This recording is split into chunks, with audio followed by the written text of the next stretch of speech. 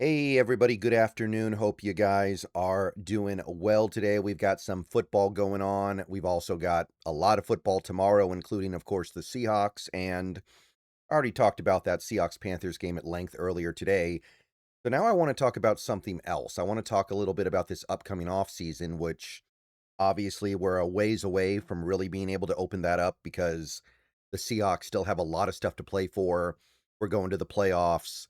We might win the division. We might get the 1 seed. We're going to have higher aspirations. But I want to talk about something that is definitely going to be a hot topic of conversation this offseason because we've had some recent developments in this area. I'm talking about Maxx Crosby, star edge rusher for the Las Vegas Raiders. There have been some recent developments in his situation in Vegas, and I think that assuming that Seattle has tried and failed to get him already, they're going to try again this offseason. So let's talk about it for a bit. All right, guys, let's take a minute so I can tell you guys about Sleeper. I'll tell you a little secret as well. It's more than just a platform for fantasy leagues. This year, millions of users have enjoyed playing fantasy sports on Sleeper, but there's so much more to it. You have live stats, real-time updates of all stats. You have a news feed with lightning-fast updates on players and teams, and a real-time chat where you can engage with other users about plays, performances, games, all kinds of stuff during the sports season. So download Sleeper, experience it for yourself, and don't forget to use my promo code SBN to get up to a $100 match on your first deposit, and pair that with their new promo that will give you a free $20 entry, no deposit needed. So you can use both of those promos. Terms and conditions apply. See Sleeper's terms of use for details. Currently operational in over 25 states and going. So check out Sleeper today and use those promos.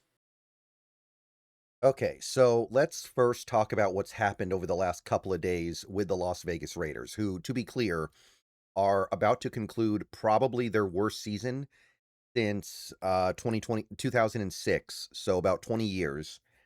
If they do indeed go 2-15, which is a real possibility here, and honestly, even if they go 3-14, this is probably the worst Raiders team since the Raiders team that earned the draft pick that turned into Jamarcus Russell. So, first, we have this report from Ian Rappaport. Raiders star Maxx Crosby was informed that he'll be out Sunday versus the Giants because of the knee injury he's been battling since October. So basically, he's been playing through this injury for 2 months now. Now the Raiders are telling him, we're going to shut you down. You can't play through it, even though he has been fighting to play and wants to play. That's important. So the Raiders are saying that he can't play. He wants to play.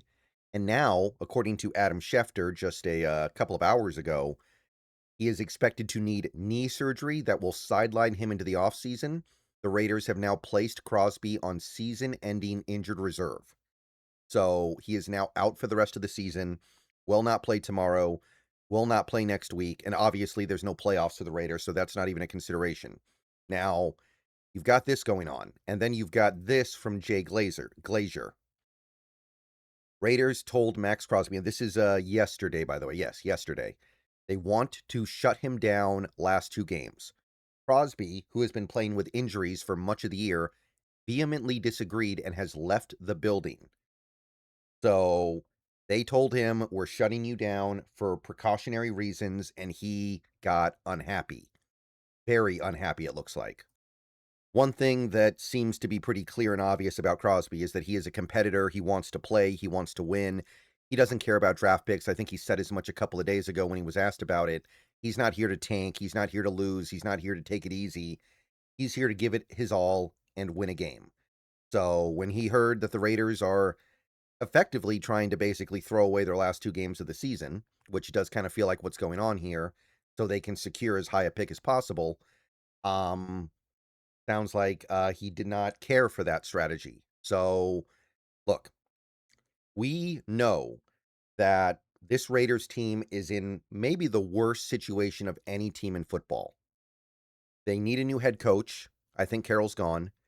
They already fired their offensive coordinator and their special teams coordinator mid-season, so they need new ones of those, which kind of comes with needing a new head coach anyway, if we're being honest. But the point is, they're not going to be able to just promote their OC, promote their ST coordinator. That's not on the table for them. So they need a new that. Probably need a new quarterback. Probably need a new offensive line. Probably need just about a new everything except a new GM. And it's a team that looks like they're going to go 2-15. It's a team that is, let's face it, and I know this is subjective, they're kind of entering an offseason with a weaker draft class.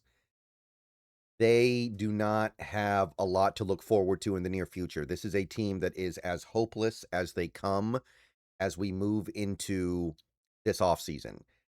And they have one real good opportunity to convert some of their cash into chips. Take something that they know is good and know is valuable and turn it into something that could be more valuable given time and luck and good development. And that is Maxx Crosby.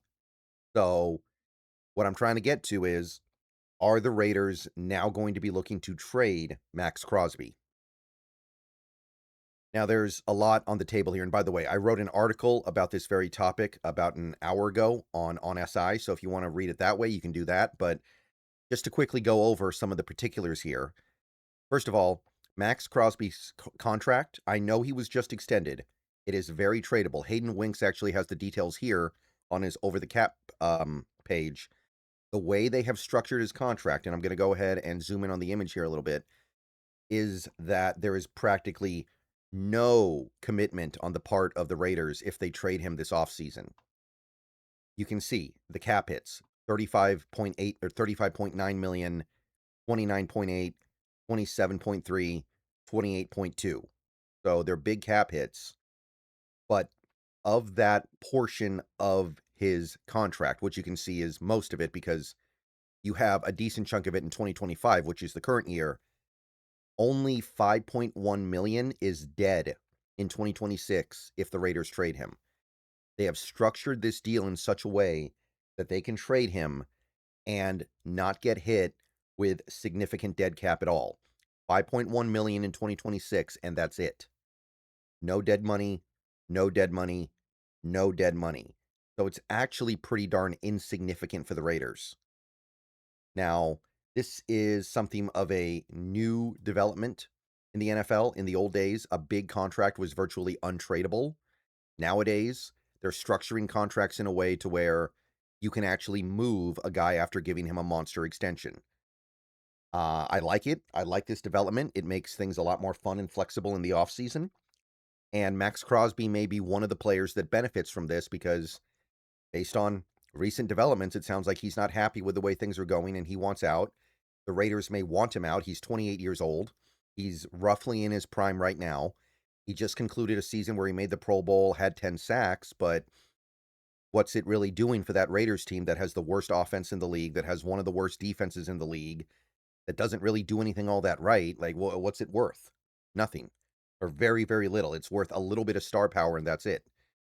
So, therefore, there is massive incentive to trade Maxx Crosby now. 5.1 million dead is nothing. That is a dream. Now, we have that.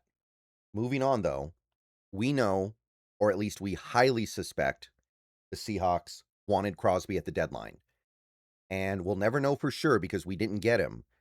But there's this article. This is a heavy.com, but it compiles a couple of sources. You've got Adam Schefter, who at the trade deadline back in early November theorized that Seattle was up to something and was on the table to make a major move. And then you had Corbin Smith. Corbin Smith kind of chimed in here and said, if you're looking for a stunner for Seattle, keep tabs on the Maxx Crosby possibility. Seattle does have the goods to persuade. And Corbin Smith kind of echoed this sentiment yesterday afternoon, talking about how he believes that Seattle was definitely trying to trade for Crosby back in October. So therefore, he also theorizes that, hey, he tried to do it in October, didn't happen. Don't be surprised if Schneider's trying again in March. Maxx Crosby is in many ways kind of the cherry on top of the defense that they're trying to build. This already great dominant defense lacks a true star edge rusher.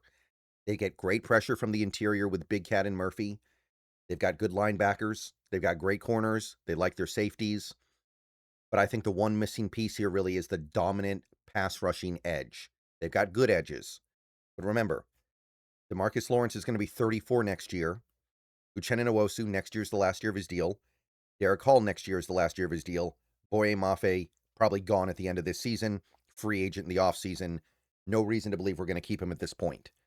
So therefore, you put it all together, and I think it becomes pretty clear that Seattle's going to take another shot at this.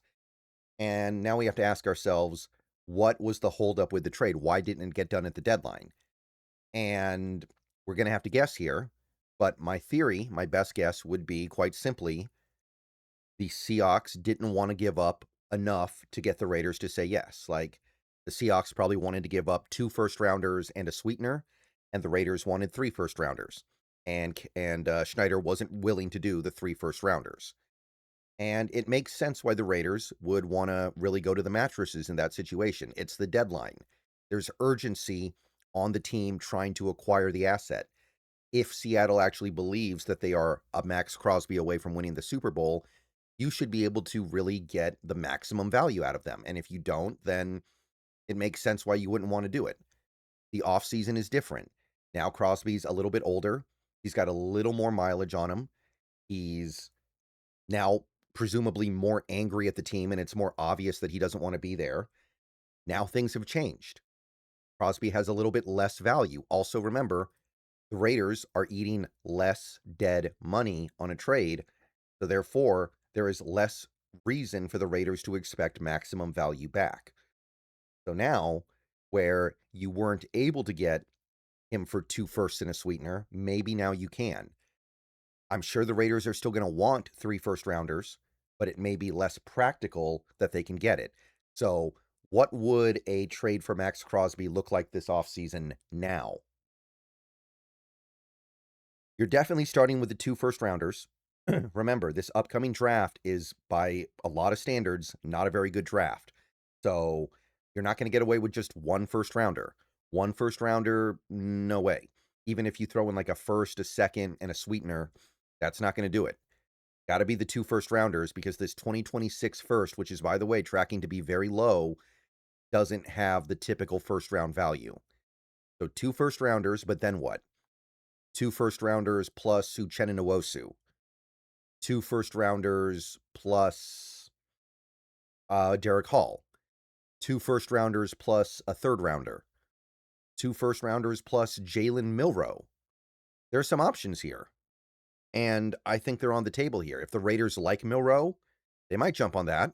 2 first-rounders plus Milroe allows the Seahawks to kind of move on and recoup some of the value from the Milroe pick, which right now it doesn't really look like they're going to get much out of it because Darnold's been better than expected. So therefore, I think you put something like that on the table. Maybe there's some other things that you can do. Do the Raiders like Charbonnet? Do the Raiders, maybe they want to go like 2 firsts and a second, and then you go Crosby and throw in JPJ or throw in a 5th, or you can make it work. You can balance it out, but I don't think you're going to have to go to the 3 firsts now. And that's the important part. You don't go to the 3 firsts, which is, I think, probably a line that Schneider doesn't want to cross, especially an off-season trade. Mid-season, maybe you're a little bit desperate, or maybe you're feeling like this is the thing that stands between us and a Super Bowl. That's one thing. But you're in the off-season, it's easier to talk yourself into, I like what we got, or I think we can go get this guy instead, and it'll be cheaper, blah, blah, blah, blah, blah. But this off-season trade, yeah, 2 firsts, sweetener, I think you get it done. So if I had to guess, it would probably be something like 2 firsts and Nwosu. I think that's probably like the thing that Seattle would be most happy to live with, and the Raiders might be willing to take. I don't know. Again, I'm going to stress this. The 2026 draft is not viewed as being particularly good. So if the Raiders think that too, they may need a little bit more. They might want 2 firsts, Nwosu, and Milroe. I don't know. But there is something brewing here. Clearly, Crosby's not happy, and I don't blame him. The Raiders have played in 1 playoff game in his career. He's given them 7 seasons. He's made the Pro Bowl 5 times. He's made All-Pro twice, 70 sacks, like 140 tackles for loss. The dude's been great. The dude's been incredible, but they got nothing to show for it. So maybe it's time to cash in. All right. See you guys later. Go Hawks. Let me know what you think.